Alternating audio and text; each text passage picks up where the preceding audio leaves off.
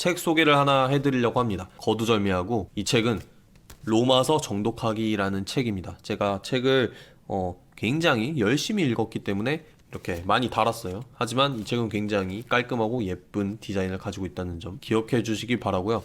이 책은 저희 아버지인 오경준 목사님께서 쓰셨습니다. 사실 전에 무상으로 다마스커스 TV에 출연을 해주는 조건으로 제가 리뷰 영상을 올려드리기로 했는데요.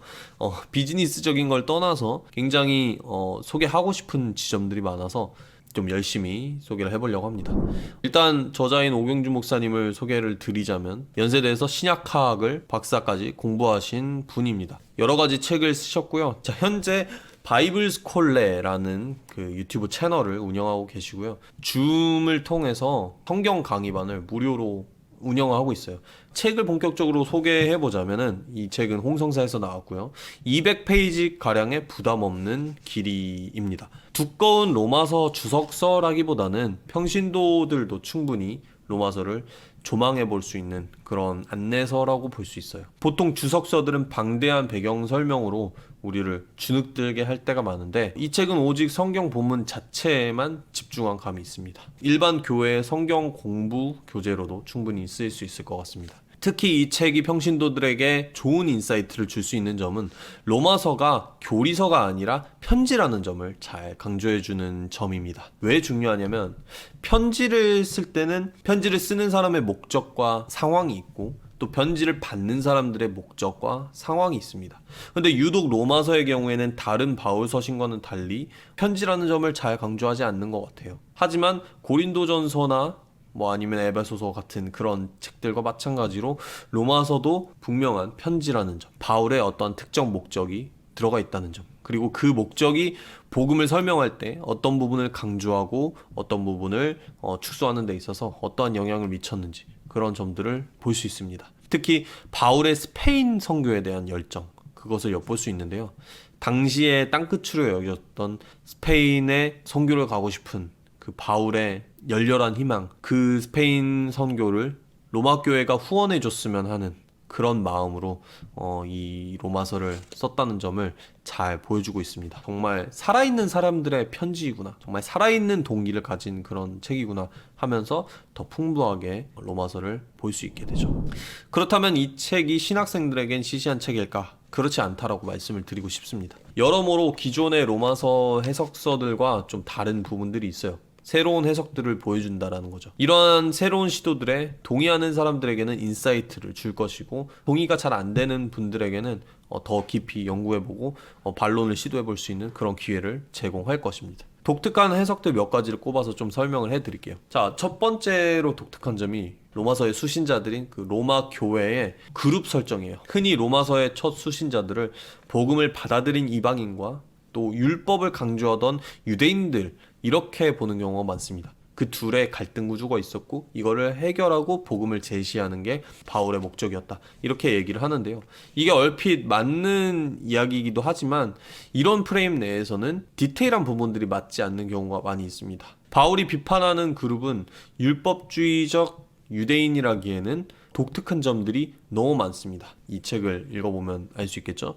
자, 저자는 이를 해결하기 위해서 로마에 시행됐던 유대인 추방령과 관련돼서 사도행전 몇몇 단서를 바탕으로 설득력 있는 가설을 제시를 합니다. 율법주의적 유대인들처럼 보였던 어떠한 그룹이 사실은 유대인으로 개종한 유대인 개종자 이방인들이라는 그런 가설을 제시를 하는 거죠. 두 번째로 좀 독특한 점은 로마서 9장의 토기장의 비유와 또 야곱과 에서 비유에 대해서 개혁주의 예정론적인 해석을 좀 탈피해서 새롭게 해석을 하고 있습니다. 특히 하나님의 전 인류를 위한 구원 계획을 바울이 정말 가감없이 전하고 있다는 점을 충분히 보여주고 있죠. 세 번째로는 몇몇 난제 아니면 후대 삽입으로까지 여겨지는 뜬금없는 구절들, 약간 문맥에 안 맞아 보이는 그런 몇몇 구절들을 뒤에서 할 얘기를 스포일러 하는 거라고 해석을 하고 있어요.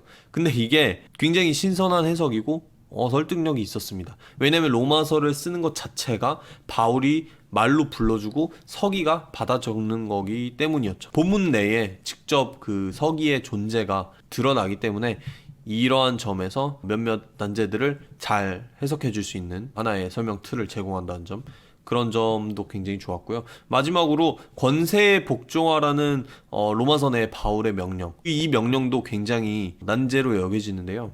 저자는 이 난제들을 바울의 저술 동기, 즉 스페인 선교에 대한 열정과 결부시켜서 새롭게 해석을 하고 있습니다. 이 구절이 정치 신학이 아니라 선교 신학적인 호소라는 점, 그런 부분은 굉장한 전환인 것 같아요. 저희 가족이 쓴 책이어서가 아니라 신학책을 좋아하는 사람으로서 참 좋은 책이라고 봤습니다. 무엇보다 길지 않은 길이가 굉장히 좋았습니다. 정말 마음 먹으면 하루 안에도 다 읽을 수 있을 정도의 그런 길이고요. 굉장히 좋은 내용들이 꽉꽉 압축되어 있습니다. 로마서의 큰 그림을 쉽게 조망하고 또 멀게만 느껴졌던 인간 바울을 가깝게 느끼고 싶으신 분들은 이 책을 꼭 추천해 드릴 만할 것 같습니다. 자, 마지막으로 저자의 머릿말을 좀 읽어드리면서 이 책 소개를 마치도록 하겠습니다. 청년 때 계룡산 입구에 갔다가 목적한 갑산은커녕 남매탑도 못 보고 돌아온 적이 있습니다. 언젠간 다시 가야지 했는데 수십 년이 흘렀어요. 로마서가 그런 것 같습니다. 바울 서신 첫머리에 고고히 솟은 절경을 우리는 흠모합니다. 구석구석 명소에서 들리는 소식도 익숙합니다. 하지만 직접 산에 올라 전체를 조망하며 정상에 서기에 몸을 적셔본 이는 드뭅니다. 절경인 만큼 산세가 험해 시도조차 미룰 때가 많습니다. 그런 분들을 위해 이 로마서 정독하기를 썼습니다. 숭고한 영산 등반을 돕는 세르파가 되라고 흩어진 보석들을 꿰어 믿는 이들에게 광채를 더하라고 말입니다. 책에 담긴 제 미미한 땀이 조금이라도 그 일에 쓰이기를 소망합니다. 이것으로 책 소개를 마치도록 하겠습니다. 여러분들 감사합니다.